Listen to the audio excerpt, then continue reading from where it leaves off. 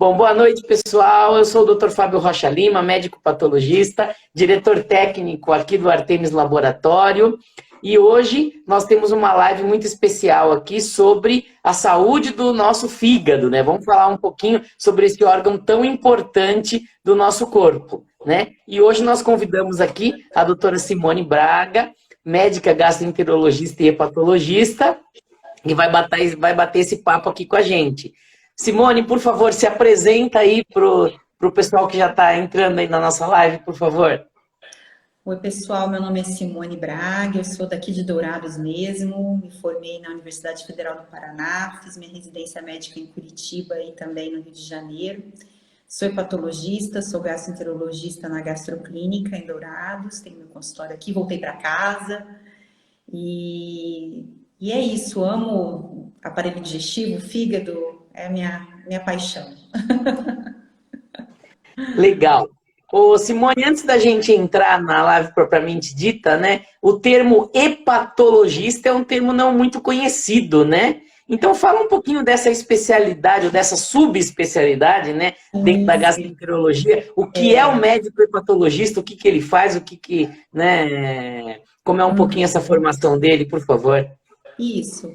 Então, dentro da clínica médica, nós temos as subespecialidades, né? Que são, no meu caso, eu fiz residência de clínica médica, 2 anos. Depois eu fiz a gastroenterologia mais 2 anos. Mas desde a faculdade eu sempre gostei de doenças do fígado, aparelho digestivo, sempre gostei mais dessa área. E dentro da gastroenterologia nós temos algumas áreas de atuação, né? Na verdade, a área de atuação de hepatologia é uma das áreas mais comuns, vamos dizer assim, quando se busca uma área de atuação de gastroenterologia, né? E, então, na verdade, ela é uma área da gastro, né? Geralmente é um clínico geral com especialização em clínica médica, em medicina interna, um internista, ou um gastroenterologista que faz essa subespecialidade, né? No caso, essa área de atuação em hepatologia. E eu fiz esse caminho, eu fiz clínica médica, gastroenterologia e recentemente eu tirei meu certificado de área de atuação em hepatologia, que era uma coisa que eu queria fazer, apesar de como gastroenterologista já atender hepatologia há muitos anos, eu achei interessante ter mais essa titulação e é uma coisa recente, assim, o título, né? O atendimento já é uma coisa que eu já faço há bastante tempo, mas o título é recente. Legal. E o termo hepatologista vem de hepático, que é fígado, né, Simone? Isso, né? Isso, é de hepato, que é fígado, né? Fígado, vias biliares, né? O pâncreas fica no meio do caminho ali, da gastro, do fígado, do cirurgião, né? Ninguém sabe quem vai pôr a mão no pâncreas, como é que vai tratar o pâncreas. Fica ali no meio do caminho. Mas é o fígado que, na verdade, é um órgão metabólico, né? É um órgão de metabolismo, de filtragem, de produção de proteínas importantes. Então, é um órgão que ele está dentro do aparelho digestivo, né? Digestório, mas ele também é um órgão metabólico. Então, ele estaria também no sistema metabólico, vamos dizer assim, né? O fígado é um órgão tão importante, né? E muitas vezes a maioria das pessoas não tem muita noção do que ele faz, né? Qual é a sua função específica, né? Todo mundo fala, eu tenho problema de fígado, ou eu não estou bem do fígado, mas poucas pessoas sabem para que serve o fígado, né? Para que esse órgão funciona. Acontece uma confusão muito grande, às vezes o paciente busca problema no fígado como um problema digestivo. Ataca o fígado, não posso comer tal coisa que ataca o fígado. E a gente sabe que, na verdade, esse sintoma é muito mais digestivo, né? Talvez de vias biliares, talvez uma confusão aí com a vesícula biliar, que é um órgão que está próximo ao fígado e que tem essa confusão por conta da bile, aquela coisa de mais uma crença popular, né, de que alguma coisa possa fazer mal ao fígado, nesse sentido alimentar, né, tipo, comer e fazer mal ao fígado. A gente sabe que a alimentação tem uma influência no fígado, mas algo mais crônico, né, de longo prazo, não necessariamente alguma coisa que você comeu no final de semana, né, e vai ter um problema assim. Então, é também uma crença popular essa questão de tipo, o fígado, e às vezes ele acaba vindo para mim, mas como eu também sou gastro, eu acabo também às vezes, né, investigamos o fígado, logicamente, é importante a gente ver como está a saúde do fígado, mas às vezes a gente acaba caindo na parte digestiva mesmo. Às vezes a gente, investigando a saúde do fígado, a gente encontra uma coisa que a pessoa não sabia que tinha, que é realmente do fígado, mas que não é a causa daquilo que ela está sentindo, por exemplo, né? Uhum. Legal. Bom, então, né, existe uma gama enorme de doenças que afetam o nosso fígado, né, Sim. Simone? Desde doenças infecciosas, inflamatórias, metabólicas, neoplásicas, né, câncer, né? Então, vamos começar a falar um pouco delas, né? Vamos começar falando acho que de um tema que as pessoas ouvem falar mais, né? E que todo mundo sabe, que são as hepatites, né? As Certo. inflamações do fígado, as infecções do fígado, né? Vamos falar um Isso. pouquinho das hepatites, então? Vamos sim. Bom, as hepatites, elas podem ter várias causas, né? Virais, né? Que são as mais comuns, né? As hepatites virais de vírus do fígado, hepatite vírus A, vírus B, vírus C, D, E. As mais comuns são A, B e C mesmo, né? Que são vírus que causam processos inflamatórios diretamente no fígado, né?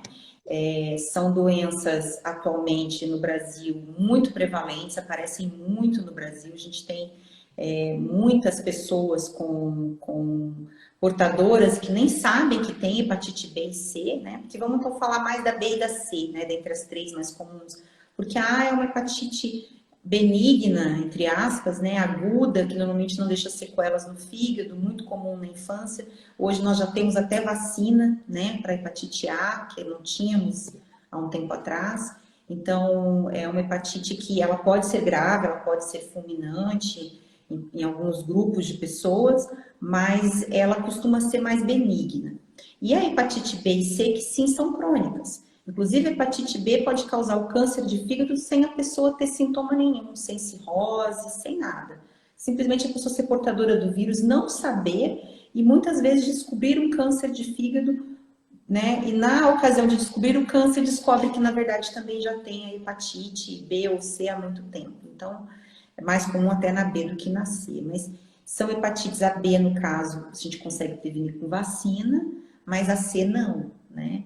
Então, são doenças graves, deve todo paciente, toda pessoa, principalmente na faixa etária dos 40 aos 60 anos, que é um grupo que não teve vacina na infância e não ficou protegido também na infância. Então, é um grupo que ficou exposto a vida toda ao vírus B, não vacinado.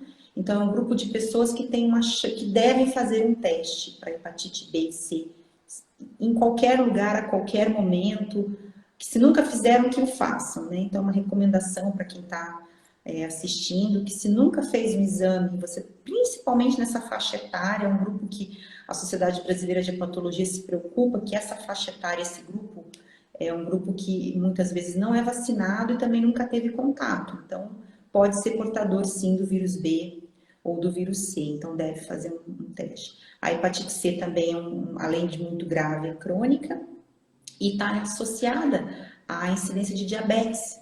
Então, é uma outra coisa bastante interessante, né? Quem diria que um vírus no fígado causaria diabetes ou teria diabetes, mas também é uma outra recomendação que todo diabético faça um exame de hepatite C, que está relacionada metabolicamente no fígado ao aumento do metabolismo e altera o metabolismo de glicose, né?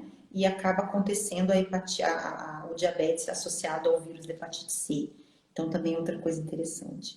Dentro das virais também, a gente tem as outras hepatites que são por qualquer outro vírus. Dengue, Covid, Zika, Epstein-Barr. Aí tem uma gama imensa de Febre vírus. amarela. Não, febre amarela, exatamente. Qualquer vírus pode causar uma hepatite que a gente chama de transinfecciosa, né? Então, assim, é muito comum, acontece muito comigo. Os pacientes vêm trazendo um exame com alterado, que teve uma hepatite, né, na vigência de alguma febre, alguma coisa, a gente investiga, faz os vírus, precisa dos vírus mais comuns e não encontra nada. Provavelmente foi. E aí aquilo vai melhorando, né, espontaneamente, com alguns cuidados, enfim, e a gente fica até sem saber qual foi o vírus, isso pode acontecer também, né? Então essas seriam as hepatites infecciosas mais comuns, né?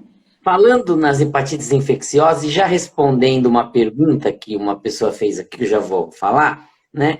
Você falou da importância de fazer esses testes, porque essas hepatites, principalmente a B e a C, na grande maioria das vezes, elas são assintomáticas, né? Você não tem sintoma, né? Exatamente. E aí aqui, a Carla Fávero, aqui, ela fez um comentário aqui. Tem pessoas que descobrem ter hepatite B ou C quando realizam a doação de sangue. Já ouviu isso? É verdade? Então acho que a gente pode pegar essa parte dela ser assintomática e falar um pouco da importância do teste e também dessa questão da doação de sangue que a Carla perguntou aqui, Simone. Exatamente, exatamente. Quando existe é feita a triagem, né, das pessoas doadoras de sangue, é feito esses testes, né, para hepatite B, hepatite C, e muitas vezes a pessoa descobre ali naquele momento que é portador, né, de um vírus, e muitas vezes, às vezes já até avançado, ou não, ou assintomático.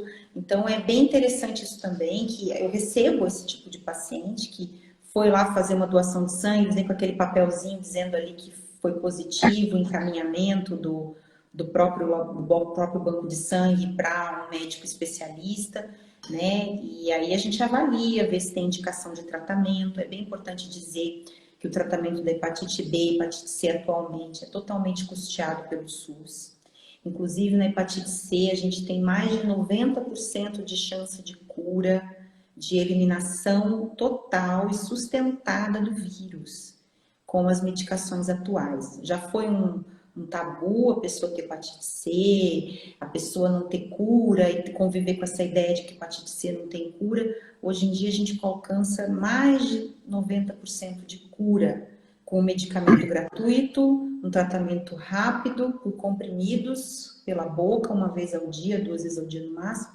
Então, ou seja, é possível hoje sim você ter a cura dessas hepatites, não é mais um tabu, um mito, né? E é bastante interessante as pessoas descobrirem algo que elas não sabiam que elas tinham numa doação de sangue, conseguirem um tratamento e conseguirem a cura. Isso sem ter passado. É muita sorte, vamos dizer assim. A pessoa conseguiu tudo isso, né? Às vezes em pouco tempo, e conseguir a cura de uma doença que pode ser grave e trazer grandes complicações, né? Eu acho que nós não comentamos, né, mas falar um pouquinho sobre a transmissão, né, do vírus da hepatite B e C, né, Isso. que na verdade é uma transmissão muito semelhante à da AIDS, né, com sangue, Exatamente. via Principalmente sexual, né, acho que é interessante comentar um pouquinho. principalmente da hepatite C, né? Hepatite C tem uma transmissão bem parecida com a transmissão do HIV, né? Secreções, né? Contaminadas, contato com sangue, né? Então, muito cuidado com lâminas, alicates, né? Principalmente na hepatite B. Nós temos aqui no estado, aqui o estado do Mato Grosso do Sul, é um estado que tem bastante hepatite B, né? Estatisticamente, assim, em número por habitante, vamos dizer assim, que tem uma incidência grande de hepatite B. Então, nos alicates de cutícula, nas lâminas, não compartilhar esses utensílios, até dentro da família mesmo, né? Uma vez na minha faculdade, eu passei pela experiência de fazer um estudo científico numa população de gestantes e de doadoras de um banco de sangue do Hospital das Clínicas lá de Curitiba, onde eu me formei. E a gente se espantou com quantas pessoas compartilhavam até escova de dente em casa. Nós tínhamos essa pergunta. Então, assim, nas populações mais humildes, há esse compartilhamento até, inclusive, de escova de dente. Então, escova de dente, lâmina de barbeada, isso do mulher, ficar ali no banheiro, todo mundo usa. Então, assim, realmente esse cuidado é muito importante, né? Nas populações, principalmente as populações que desconhecem, né? Que desconhecem, muita gente desconhece que tem que ter essa preocupação, né? Então, Uhum. é bem importante a gente falar disso, sim. Tem uma pergunta aqui, mas vamos entrar nesse assunto, né? Então, a importância da vacinação, né, Simone? Hepatite A e hepatite B, hoje tá no calendário vacinal e é importantíssimo a gente se vacinar, né? Certo. Sim, é importantíssimo. Inclusive, a hepatite B e a A, nós temos vacina, né? A hepatite A não é uma vacina que ainda tá disponível no calendário do SUS ainda, né? Você consegue em clínicas privadas, né?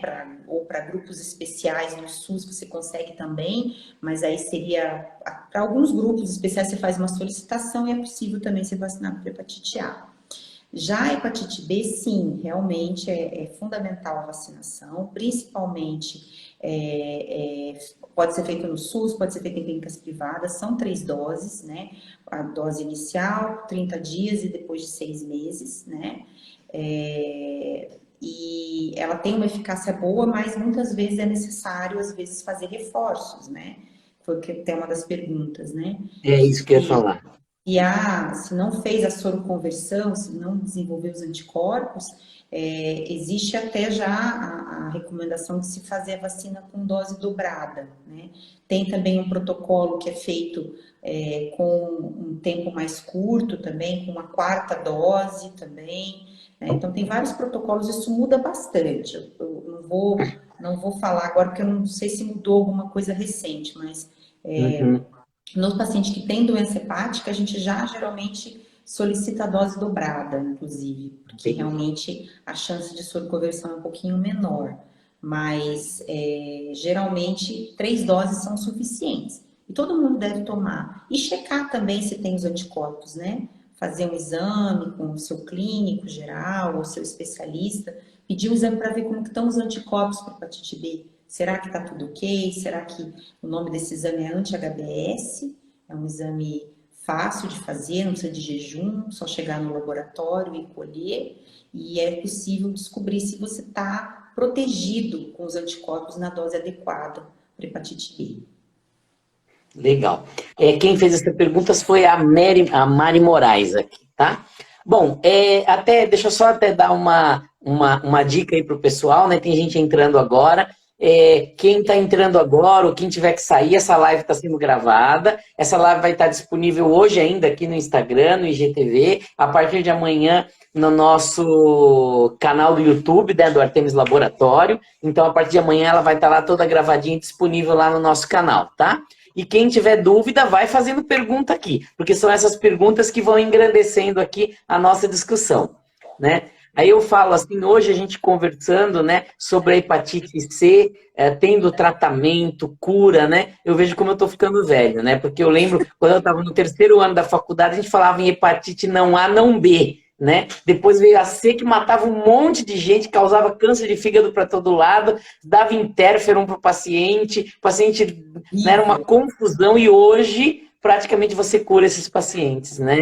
Então você vê como em 20 anos a evolução que teve aí na medicina, né? A gente até conversa sobre isso nos grupos de patologistas, a gente fala o seguinte, que há 10 anos atrás, né, talvez até antes de eu ser hepatologista, vamos dizer assim, o top dos congressos era se falar de hepatite C, né? Num congresso de hepatologia tinham várias mesas redondas e seminários de hepatite C para hepatite C não tratada, hepatite C complicações, nananana. Hoje em dia ninguém fala quase mais de hepatite C está virando história, hepatite C está virando, né? Tá virando, graças a Deus, está virando história, porque as pessoas estão sendo curadas né? E é a ideia mesmo, né? Hoje em dia o tratamento é bastante simples mesmo, né? Tem até alguns centros que já tratam isso em unidades, até quase praticamente unidades básicas de saúde, já é possível em alguns centros, né? Então, quer dizer, é bem interessante a gente entender que hoje em dia, né, depois de uma evolução, esses medicamentos surgiram no SUS, pelo menos no Brasil, em 2016, né? Então, assim, é recente, né? Nós temos aí 6 anos de hepatite C, com cura, né? Assim, mais fácil, vamos dizer, né? Uhum. Legal. Bom, até a Lucy Portela falou aqui, era realmente o tema que eu ia entrar agora, né? a questão da esteatose, da gordura no fígado, né? Que é uma outra coisa que tem se falado muito atualmente, né? Nossa, eu tenho gordura no fígado. O pessoal não entende o que é ter gordura no fígado, né? Exatamente. E a relação, né, dessa esteatose, né, com a obesidade, com o diabetes, né, com essa síndrome metabólica. Vamos falar um pouquinho disso, que acho que é muito importante. É bem legal, essa relação realmente é bem importante, porque quando a gente fala Uhum, de esteatose, a gente está falando de um conjunto de doenças, né? São doenças metabólicas.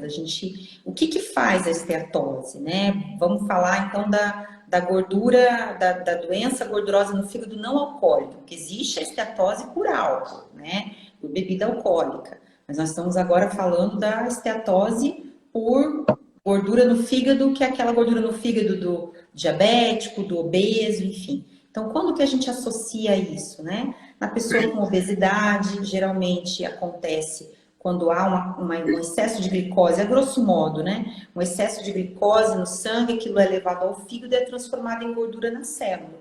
Então, o fígado fica cheio de gordura, né? Só que essa gordura ela é tóxica, ela é inflamatória ao fígado e a célula morre, rompe e aquilo vai formando um processo inflamatório, que é salteado no fígado em porções a mais, do lado direito mais do lado esquerdo, enfim, ela não pega o fígado todo de uma vez. Então aquilo começa leve, né? Um aumento discreto nos exames de sangue, uma alteração leve na PGO, TGP. Depois aquilo vai evoluindo até uma inflamação mais grave que inflama, desinflama aquele processo, ocorre uma coisa chamada fibrose hepática, que é quando ocorre já cicatrizes, né? Que no primeiro momento são reversíveis, você trata e consegue reverter. Mas no momento mais avançado, elas levam a cirrose. Então, muitas pessoas falam assim, mas como é que tem cirrose se a pessoa nunca bebeu, não era de bebida? Muitas vezes a pessoa não era realmente de bebida, ela tem cirrose por gordura no fígado. Inclusive nos Estados Unidos já é a segunda causa de transplante hepático. E nós estamos ficando cada dia mais parecidos com os americanos. Estamos cada vez mais comendo mal, se alimentando cada vez mais obesos. Então a gente está ficando cada vez mais parecido com eles. Daqui a pouco nós também estamos com o segundo colocado de transplante hepático a gordura no fígado. Então a gente precisa prestar atenção nisso. Então é no contexto do diabetes, da síndrome metabólica, diabetes, aquele indivíduo, né? Aquele quadro clássico, né? O indivíduo, vamos dizer, que tem pressão alta, diabetes, alteração no colesterol, no triglicerídeos, às vezes tem um hipotireoidismo, tem um aumento do volume da barriga, tem gordura abdominal, né? Apneia do sono, na mulher ovário policístico, então você tem esse conjunto. E é bem importante dizer que a mesma gordura que infiltra o fígado pode ser a mesma gordura que vai dar aterosclerose, que vai dar doença coronariana, né? Vai dar infarto, pode obstruir as carótidas e dar o derrame. Então, quando você trata a gordura no fígado e vê um indivíduo com gordura no fígado, você pensa que aquela pessoa tem também um risco aumentado de doença coronariana. Inclusive, tem estudos científicos que falam que as pessoas com gordura no fígado morrem do coração. A imensa maioria, elas têm complicações graves de cirrose, do fígado, mas elas muitas vezes acabam tendo um problema de doença coronariana, infarto mesmo, né? Então, a gente precisa falar disso, falar da obesidade como uma epidemia, né, da necessidade da boa alimentação, da atividade física, porque em todos os estágios da gordura no fígado que eu falei, né, desde a gordura infiltrando até inflamação, fibrose, cirrose, tirando a cirrose, dependendo do estágio, não tem tanto isso, mas em todos esses outros estágios a gente tem a atividade física e a alimentação com redução de carboidratos, né? Carboidratos ruins, né? A gente tem a redução desses carboidratos como tratamento, né? Então é reduzir farinha, reduzir açúcar, é os branquinhos venenosos, né? A farinha branca e o açúcar branco, né? uhum. Então a gente precisa falar sobre isso. Isso é muito importante, né? Um problema, é um mal, né? Das pessoas hoje em dia, né? Que está cada vez mais comum, né? E não é porque é comum que todo mundo tem que não precisa ser tratado. Também isso acontece muito, né? As pessoas falam, não tem essa gordurazinha aí no fígado faz tempo. Isso aí não é nada. Já me falaram que não é nada, doutora. Não, tô tranquilo. Mas não, isso aí pode ser sim um grande fator de risco, pode já estar complicado, pode já ter problemas, né? E eu tenho atualmente, dentre os meus pacientes, eu tenho mais alguns pacientes, te digo até um número razoável de pacientes cirróticos por gordura no fígado, né? Então, é uma realidade hoje, sim. A gente fala assim, né? Nós fizemos uma live, as últimas lives aí, né? Uma sobre hipertensão arterial semana passada, né? Com a Isabela Pezzini, né? E nós falamos também tivemos uma sobre alimentação, né? Com a nutricionista, com a Ellen.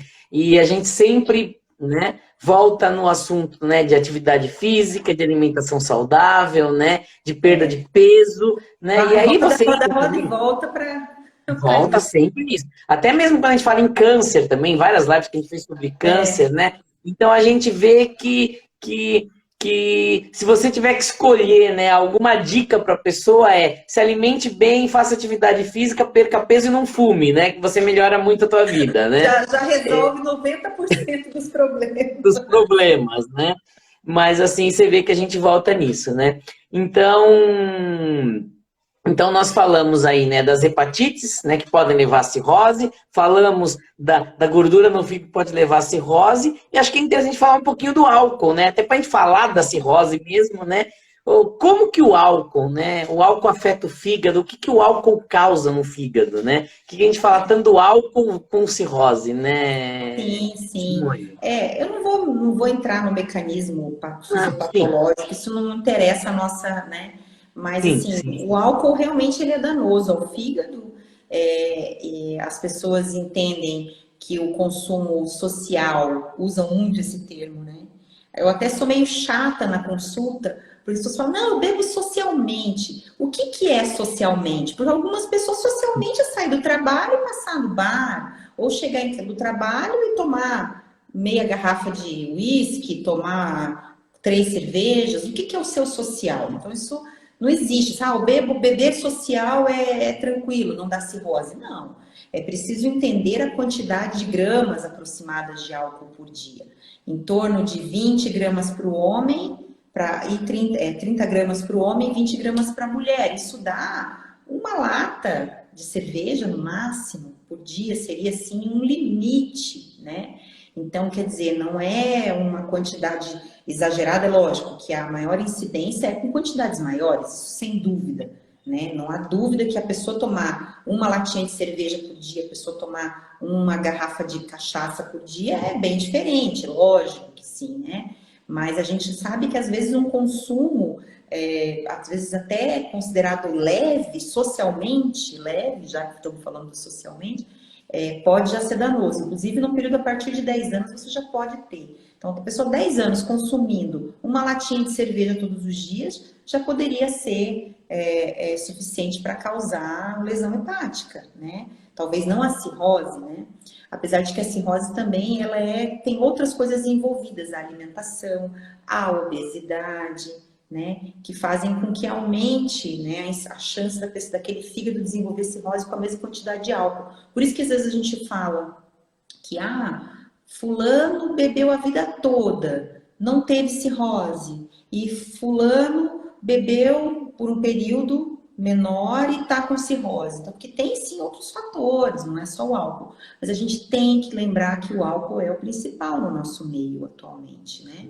E às vezes a quantidade, como eu falei, é indeterminada. Muitas vezes uma quantidade já considerada tóxica para o fígado é suficiente para desencadear um quadro grave, né? Então, o álcool é sim importante. Essa questão, né, Simone, da bebida social, né, é que a pessoa enxerga, né, que a bebida faz mal àquela pessoa que fica bêbada, né?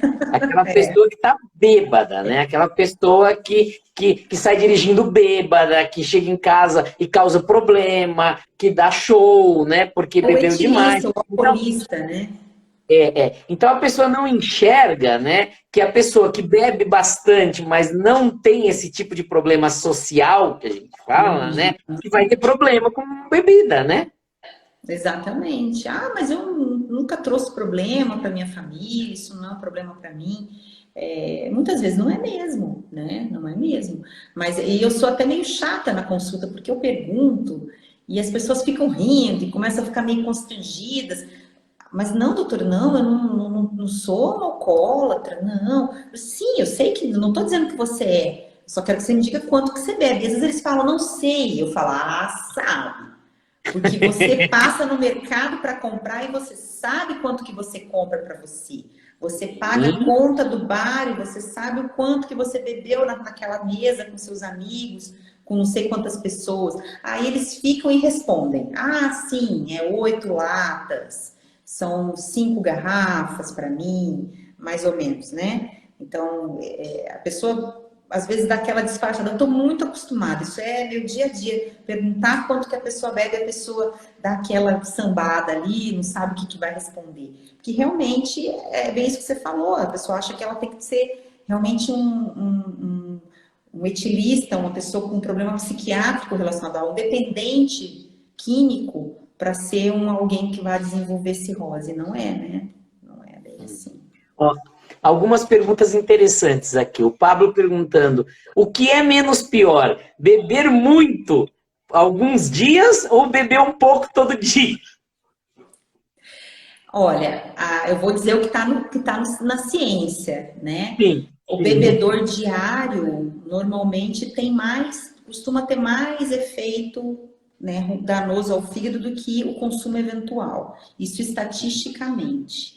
É lógico que uma pequena quantidade todo dia, mas ou então se a pessoa faz um consumo exagerado também, então, né, vamos ali analisar esse dado com uma certa moderação, vamos ter bom senso, mas o que se sabe é que sim, a pessoa que bebe todo dia tem maior risco de doença hepática do que a pessoa que faz um consumo eventual, tá? Agora a quantidade fica, como eu já disse, ela é pequena, não é a quantidade que muita gente acha que pode beber muito, né? Só no sábado, né? Só no domingo. Mas Sim. mesmo assim, se for uma quantidade grande, já pode ser suficiente. É porque isso acontece, esse dado existe porque é o tempo, né, do fígado ter a regeneração, né, ter a resposta e ter todo o metabolismo do álcool, né? Por isso que todos os dias é pior. Né? Uhum. O Francisco Alves aqui perguntando, a pessoa que teve hepatite, ele especificou a B, mas ele fica mais sensível à bebida alcoólica? Tem alguma relação a isso? Da hepatite com a bebida ou alguma coisa ou não? Na verdade é o seguinte, a associação de doenças hepáticas, ela costuma ser mais grave. Então não é que a pessoa fica mais sensível, não é que ela vai ficar embriagada com mais facilidade, não é isso. Não são os efeitos do álcool no corpo da pessoa, os efeitos neurológicos do álcool. Não, é a questão da lesão no fígado, porque a pessoa que teve hepatite B, a gente não, dependendo da situação, a gente não sabe estimar o quanto que aquele vírus causou de lesão no fígado. Aí a pessoa consegue a cura do vírus B, por exemplo, e o álcool entra na jogada, o álcool está entrando num fígado que já teve hepatite B, num fígado que já foi lesado, né? Então não dá pra gente dizer que essa pessoa pode beber e não vai acontecer nada. É que nem eu falo às vezes para os meus pacientes, você já tem gordura no fígado, você já tem hepatite C. Se você for ainda juntar uma outra doença, o álcool, eu não faço ideia da quantidade de álcool que o seu fígado suporta. Não é possível estimar. Não tem como estimar. Então, a pessoa pode beber uma latinha e já ter lesão hepática grave pelo álcool. Então, assim, não dá para a gente saber. Depois que a pessoa teve ou tem uma outra doença hepática, a orientação é que suspenda total e completamente o álcool. Essa é a recomendação adequada. E assim, né? Não tem tipo de bebida pior ou melhor, né? Whisky, pinga, cerveja, vinho, álcool é álcool. Não, álcool é álcool. É claro que depende da dose, né? Que é considerado uma dose equivalente em número de gramas de álcool, né? Se você fizer a conta em gramas de álcool, né? Quanto que são 30 gramas de álcool, 20 gramas de álcool, né? Que seria mais ou menos a quantidade. Se alguém quiser fazer esse cálculo, existe já essa tabela, né? que tem lá a quantidade que vai dar 20 gramas de álcool certinho, quanto de vinho, quanto depende do percentual, né? Quantos por cento é aquela cerveja, quantos por cento é aquela bebida, né? Aí você consegue saber qual que é a equivalência, mas o que importa é a quantidade de álcool, quantos gramas de álcool tem, sendo fermentado ou não. Um detalhe importante também, que já que estão falando disso, já que pelo que as pessoas estão falando, isso é um assunto até em churrasco, as pessoas ficam querendo saber essas coisas que eu estou falando aqui para vocês. Mas eu digo assim, que comer é melhor junto com a bebida. Não beba de estômago vazio jamais, sabe? Tem que estar bem alimentado, o indivíduo bem alimentado, né? Então tem que tomar um certo cuidado também com isso, tá? Então é uma outra pergunta muito frequente nos churrascos que eu sou convidada. Acho que as pessoas me convidam só para que eu fale se elas podem beber ou não. Tá certo, Simone. Bom, então aí, né? Nós falamos da hepatite, nós falamos do fígado gorduroso, da gordura no fígado, nós falamos da bebida alcoólica. E tudo isso causa cirrose. Então, o que é a cirrose, né? Vamos falar da cirrose agora, né? Sim, O que é a sim. cirrose? A cirrose é a degeneração hepática, é a perda da arquitetura do fígado, ou seja, o tecido hepático, você como patologista, e sabe que o tecido hepático fica totalmente, perde totalmente aquela arquitetura, né? Gostei, viu, Pablo? Pode me convidar, tá? Para o churrasco. Já estou vendo aqui no comentário. Ai, mas enfim. Enfim, então, no fígado cirrótico, a perda total dessa arquitetura, né? O tecido hepático fica totalmente, depois de muita inflamação, de fibrose hepática, acontece então os comentários são o máximo. Aparece então essa sequela, né? E é importante falar que a cirrose ela é aquela parte do fígado que foi acometida pela cirrose, ela não se regenera mais, né? Então, o fígado cirrótico, ele pode ser compensado, por isso que a gente tem a denominação de cirrose compensada e cirrose descompensada, né? A cirrose compensada é a cirrose onde a parte do fígado boa, ou que não tem uma lesão tão grave, consegue compensar a parte que tem cirrose, né? Porque a cirrose não pega o fígado por inteiro, né? Você bem sabe, ela pode pegar partes mais, outras menos do fígado, né? Então, nesse caso, às vezes a parte que não está tão acometida consegue compensar a parte, mas aquela área cirrótica não vai se regenerar mais, né? Então, é a doença grave, terminal do fígado, que deve ser evitada a todo custo, né? Não deixar chegar a uma coisa assim. A cirrose é a destruição do fígado, né? A gente fala, Isso. né? É aquela. A gente que trabalha com biópsia hepática, né? Isso. Vendo E as você é a pessoa alterações certa hepáticas, para falar disso. o fígado, as células do fígado vão morrendo e tentando regenerar, morrendo, tentando regenerar, uma hora não consegue mais, vai substituindo por fibrose, né? E vai destruindo o fígado. E aí chega uma hora que esse fígado não funciona mais, né? E aí é o processo grave da cirrose, né, Simone? Que você não tem mais, você começa a ter o quê? Perda da função do fígado, né? Exatamente. E a pessoa começa a apresentar aquele monte de sintoma grave, né? Da pessoa que o fígado não funciona mais, né? Sim, mas é importante, apesar da gente estar falando do cenário ruim da cirrose, vamos falar também do cenário que é possível, né? Então, é bem importante agora, vamos falar de forma positiva, né? Porque a gente só fala que a cirrose, ela é realmente sim, a gente deve evitar a todo custo que a pessoa chegue ao ponto de ter uma cirrose, mas a gente tem que dizer que mesmo que a pessoa já tenha uma cirrose, é possível, dependendo da causa, logicamente, do estágio que está essa cirrose, que ela consiga compensar, né? E ter uma vida, assim, né, normal, né, aceitável, principalmente se o que causou a cirrose esteja controlado. Por exemplo, a pessoa teve cirrose por álcool e ela para de beber.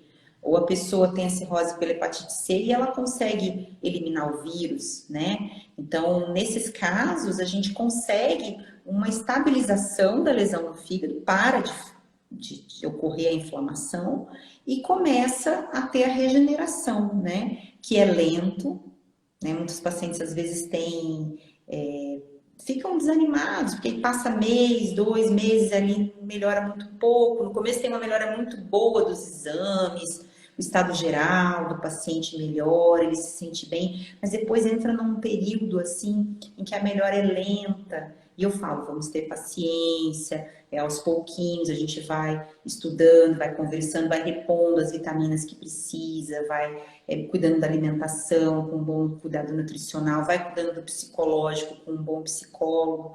Então a gente entende que a cirrose precisa também de uma equipe, né? Multidisciplinar para cuidar desse paciente, porque é um paciente grave, crônico, né? Que consegue a compensação sim. Eu tenho vários pacientes que hoje, se você encontra na rua, você jamais diz que eles têm, ou tipo, que eles têm cirrose, porque não tem como não ter mais, né? Uma vez tendo, sempre terão, né? E só que hoje, atualmente, compensados. Pessoas que já passaram por situações terríveis de hemorragia digestiva, de crise de encefalopatia, que é quando a pessoa perde a consciência, né? Enfim, e hoje estão bem, né? Praticam atividade física, levam uma vida normal, trabalham, né? Então, acho que é bem importante a gente falar também que o quanto antes procurar ajuda, melhor. Mesmo que já tenha cirrose. Ah, mas já estou com cirrose, então acabou para mim? Não, muito pelo contrário. Agora é hora da gente correr atrás do que você ainda tem. Você ainda tem sim algo que é possível que você consiga seguir daqui para frente uma vida diferente, uma vida nova, né? Então é bem importante levar essa esperança, porque ela existe, ela é real, né? Legal, muito bom. E vamos falar um pouquinho, né, sobre câncer de fígado, né? O câncer de fígado não é tão comum assim, né, Simone, comparado com outros Não. cânceres, né? Ele não é, porque ele não é comum na população normal, geral, né? Com fígado normal. Ele é um câncer da pessoa com cirrose. Então, muitas pessoas às vezes descobrem o câncer no fígado já durante o tratamento da cirrose. Inclusive, quando a gente acompanha a cirrose, né? O hepatologista acompanha o paciente cirrótico, ele precisa pedir um exame de sangue, um ultrassom para verificar a presença de nódulos. Às vezes, durante o acompanhamento, surge um nódulo, né? E é dramático quando a gente está acompanhando um paciente e aparece um nódulo, porque a gente já pensa que pode ser hepatocarcinoma. E aí, enfim, aí tem aquela corrida na busca do diagnóstico, enfim. Às vezes é necessário biopsiar a lesão para poder ter certeza do diagnóstico, né? Então, a gente passa daí a ter essa preocupação com câncer, mas realmente ele não é muito comum na população geral, ele é raríssimo. Ele é comum em quem tem hepatite B mesmo sem cirrose, mas ele, nas outras cirroses, ele aparece com mais frequência do que na população normal, né? E é um câncer atualmente também com tratamento, que ele tem várias opções de tratamento, né? Atualmente, o câncer no fígado, ele tem um protocolo bem definido do que vai ser feito com cada paciente. Então, depende do tamanho da lesão, número de lesões, né? Se a pessoa já tem uma lesão mais avançada do fígado, uma cirrose mais grave ou mais leve. No paciente que tem uma cirrose mais leve, que tem um nódulo pequeno, o tratamento muitas vezes é curativo, às vezes cirúrgico, retira a lesão ali e resolve. Às vezes medicamentos injetáveis, às vezes medicamentos por via oral, depende às vezes é uma embolização, uma quimioembolização, né, que vai direto lá aonde está o tumor, colocado a quimioterapia diretamente no tumor. Então tem em alguns casos o transplante hepático indicado também. Então a gente tem no hepatocarcinoma, uma série um protocolo bem definido do que você vai fazer, dependendo de acordo com os critérios para cada paciente, sabe? A gente fala que cirrose não tem cura, mas o transplante cura a cirrose, né? Cirrose. O transplante é um procedimento bastante arriscado, né? Bastante com alta chance de complicações, uma série de coisas, mas ele é uma alternativa, sim. No paciente grave, no paciente que não tem, assim, um tratamento, quando bem indicado, vamos dizer assim, naquele paciente que precisa, ele pode ser, sim, muito bom e uma excelente alternativa, né? Para tratamento do próprio hepatocarcinoma, do câncer do fígado e também da cirrose, né? No paciente descompensado e também no paciente compensado, mas no estágio mais avançado, né? Então, a gente tem isso como uma alternativa também, transplante hepático, né? Tanto que no paciente mais grave, normalmente a gente já encaminha, né, para algum serviço de transplante para ser avaliado. O objetivo não é que, eu estou indo lá para transplantar, não. Você vai lá para passar por uma avaliação da equipe de transplante, para verificar se se você tem critérios para ser transplantado, se você vai ser listado, vai ser colocado na lista ou não. Então, a gente acaba fazendo isso em alguns pacientes, sim. Encaminha para um serviço específico, né? Para um serviço de transplante. Nós não temos no estado, é uma pena, aqui no estado do Mato Grosso do Sul, nós não temos um serviço de transplante hepático. A gente precisa encaminhar esse paciente para outros estados, mas a gente faz isso, né? Legal, muito bom. Bom, Simone, né, nós já estamos aí na parte final da nossa live, aí falamos sobre bastante coisa, mas até aproveitando aqui uma pergunta da Josi Alves aqui, né, é o seguinte, né, eu não tenho, né, problema nenhum, mas eu quero saber, será que eu tenho um problema no meu fígado? Como que eu sei se meu fígado está bem? Uma pessoa que não tem sintoma nenhum, ela precisa procurar o hepatologista, ela precisa fazer algum exame, ela tem que fazer algum tipo de prevenção, né, sobre doença hepática ou não? O que você orienta com relação a isso? Sim, é o que eu acho, né? Que na verdade é recomendado, né? Que Uhum. dentre os exames de rotina que são solicitados, se peça algumas coisas específicas, principalmente as sorologias para hepatite. Isso é fundamental. É aquilo que eu comentei lá no comecinho da live.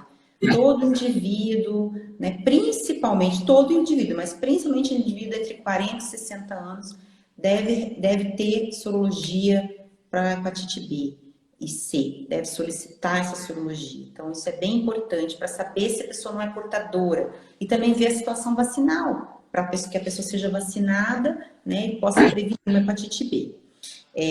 Alguns exames que avaliam, assim, o estado inflamatório do fígado, porque a gente falou da cirrose, mas antes da cirrose a gente tem a inflamação, né? Então, essa inflamação hepática a gente pode estimar através de alguns exames de sangue que são bastante simples e que a maioria dos médicos, clínicos, ginecologistas, cardiologistas, geriatras acabam pedindo para os seus pacientes. E aí, diante de alguma alteração nesses exames, é sugerido que se procure sim um especialista. Em alguns casos, às vezes o paciente até já fez também numa rotina ultrassom de abdômen, que já mostrou uma gordura no fígado, ou mesmo que não tenha demonstrado nada, né, tenha mostrado um fígado normal, mas diante da presença de alterações nos exames de sangue, é sim importante que seja feita uma avaliação. E aí eu recomendaria sim que fosse com um especialista, porque já é para investigar uma doença hepática.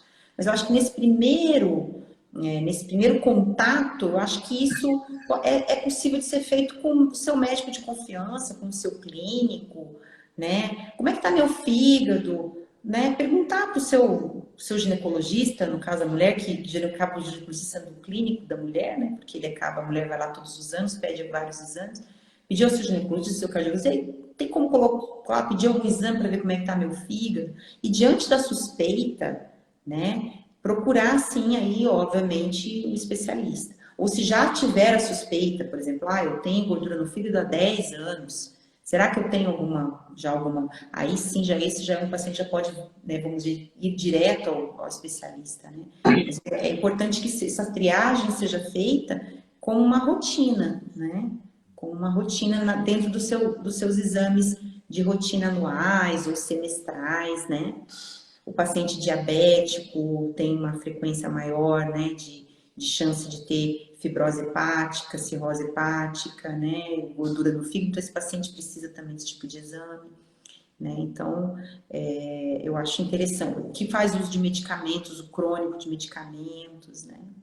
E aí você perguntou também de como prevenir, né? Como cuidar do fígado, né? Que é uma coisa que você comentou, né? Eu falo que algumas coisas são importantes. Se vacinar para hepatite B, você está cuidando do seu fígado quando você faz isso, né? Evitar a automedicação. O fígado, os medicamentos, você não sabe como eles se comportam. Quando bem indicados, eles são bons para aquilo que você está buscando de tratamento, mas a chance de você ter uma toxicidade, ter uma lesão no fígado por medicamento é maior se você está se automedicando, sem saber a dose correta, enfim, né? E se alimentar bem, né? Evitar a obesidade, evitar, né, o sobrepeso, né? Comer boas gorduras, né? Aquelas gorduras boas, ômega 3, nozes, castanhas, né? O abacate, né? Aquelas gorduras boas, azeite de oliva, né? Elas também protegem o fígado, né? E evitar bebidas alcoólicas, obviamente, nós falamos disso também, né? E então, assim, cuidar do seu fígado é cuidar dessas coisas, né? Cuidar desses quesitos, né? Então, deixa eu só comentar, né? Você falou dos exames, né? Dizer que aqui no Artemis a gente tem todos esses exames, tanto da parte de análises clínicas, né? Então, dosagem TGO, TGP, colesterol, glicemia, né? As hepatites, tudo a gente faz aqui no Artemis, né? E se for uma coisa mais grave, precisa de uma biópsia hepática, a gente faz também. A gente lê essas biópsias aqui no Artemis, né? Então, só colocando aí que a gente tem toda uma estrutura de apoio, se você precisar alguma coisa, nós estamos à disposição aqui. Bom, para a gente estar encerrando aqui, algumas perguntas mais pontuais que estão interessantes aqui, tá? Aqui, quem foi que foi aqui? Cadê? Teve uma pergunta aqui que eu queria juntar. Cadê aqui que perguntou da dengue? Então, aqui. Primeiro, a pessoa... quem foi a Carla Fávero que perguntou se dengue causa hepatite, né? E aí o Pablo fez um comentário aqui, né? Diante desse surto de dengue que estamos tendo, né? Se tem possibilidade de cronificar e causar uma doença mais grave no fígado, a dengue, né? Não, a dengue geralmente causa uma doença aguda, uma hepatite aguda, né? Ela pode causar uma hepatite grave, né? Até fulminante, mas ela faz uma hepatite aguda. Normalmente o vírus, uma vez eliminado, ele não deixa sequela hepática, a não ser que a pessoa, num quadro grave, faça tenha, por exemplo, necessidade de um transplante, enfim, aí essa pessoa, obviamente, vai se tornar um doente hepático. Mas uma pessoa a maioria das pessoas que tem dengue vão fazer alterações nos exames do fígado, podem ficar amarelas, podem ter os exames de sangue do fígado todos bagunçados, alterados, e isso depois ir aos pouquinhos normalizando, né? Mas é sempre importante ter certeza que isso é que é da dengue. Porque às vezes na vigência de uma dengue se descobre uma outra coisa, né? Isso é bem importante também ter certeza, né? Legal. Aí teve uma pergunta também que o pessoal perguntou de metástase, né? Pro fígado, né? De câncer de outros lugares dando metástase pro fígado. Isso é muito comum. Aí sim é comum, né, Simone? Aí isso é comum. Isso é bastante comum. E às vezes o achado também acontece no consultório do hepatologista. Ah, são nódulos no meu fígado, eu resolvi vir, porque eu fiz um ultrassom, tem nódulos no meu fígado. E às vezes a pessoa, né, bypassa o médico que pediu o ultrassom e a gente chega, já encontra, e aí na pesquisa do foco, né, da onde veio aquelas lesões, que muitas vezes na imagem, a imagem é bem sugestiva de que sejam metástases e não lesões primárias, né, lesões do fígado, câncer do fígado, que a origem do tumor do fígado sim estão vindo de outros locais, são implantes, né, secundários, né? E aí a gente investiga, né? Muitas vezes pode ser necessário, quando não se encontra o foco, fazer também uma biópsia da lesão, de algumas lesões, para que se encontre, né, a causa, né, a origem daquele tecido, né? Então é bastante comum sim a metástase hepática. Uhum. E a maioria... É o tumor maligno mais comum do fígado, né? é a E a metástase. maioria das biópsias hepáticas que eu recebo no laboratório são de investigação de nódulos hepáticos, e a grande maioria são metástases, né? Principalmente de câncer de estômago, de intestino, né? Que a gente acaba vendo aí, né? Você vê que, olha, é muito assunto, né? Dá para a gente ficar falando aqui 10 horas, né, Simone? É, Dá para a gente fazer mais umas 3, 4 lives aí sobre temas de fígado aí que a gente tem, né? Mas acho que para se deixar, encerrar, só... se deixar, eu fico Hã? falando também. Deixa aí que eu vou falando. Mas aí depois teus filhos vão te buscar aí, tá? Bem isso. Então, só que você comentou, né, da pessoa ficar amarela, eu acho que é uma deixa para a gente só fazer esse comentário, né? A pessoa amarela, a pessoa com icterícia é problema hepático, né? Eu acho que tem sempre que pensar em fígado, né? Acho que é só para a Isso. gente concluir aqui.